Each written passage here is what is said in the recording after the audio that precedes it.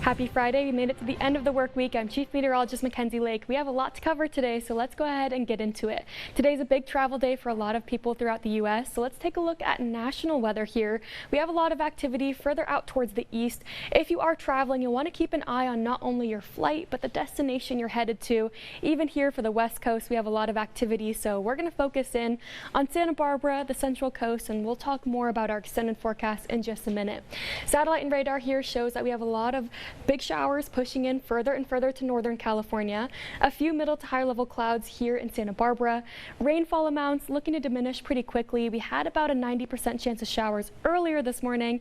Not much developed, and then now those shower chances diminishing down to about a 20% chance or less by the middle of the day.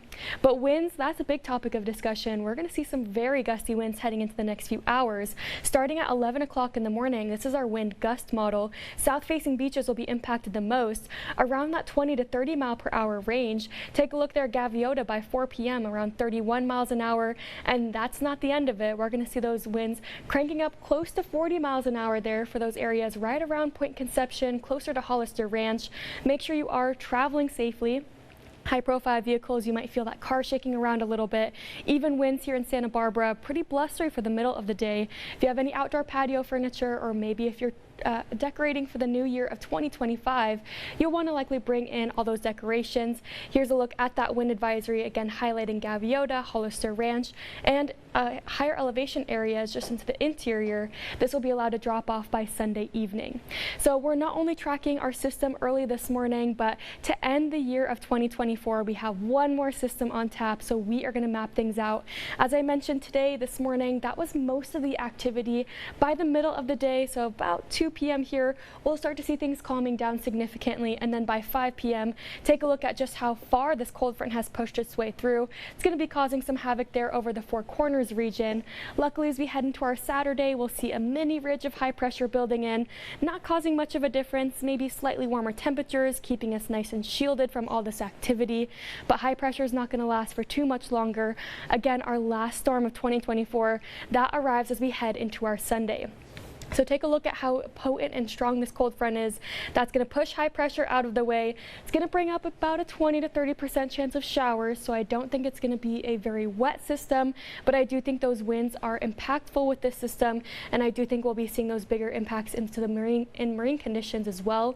But by the time we make it into Monday, we'll start to see that cold front moving rather quickly.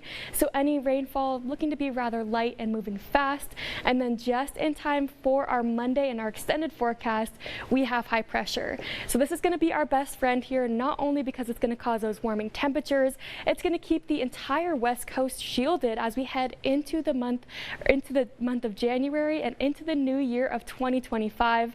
By about Wednesday, New Year's Eve and Wednesday, we're going to be seeing those temperatures back up into the 70s, so sunny and 70 to start out the new year. But let's go ahead and talk about our temperatures for the day. So we're back up into the 60s for the south-facing beaches. A slight cooling trend compared to yesterday. We're only maxing out at 68 here in Santa Barbara.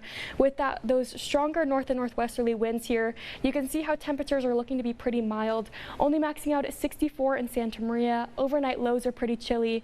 We're running into a little bit of fog this morning as well, but today's pretty mild and pretty calm compared to what we've seen these previous weeks here.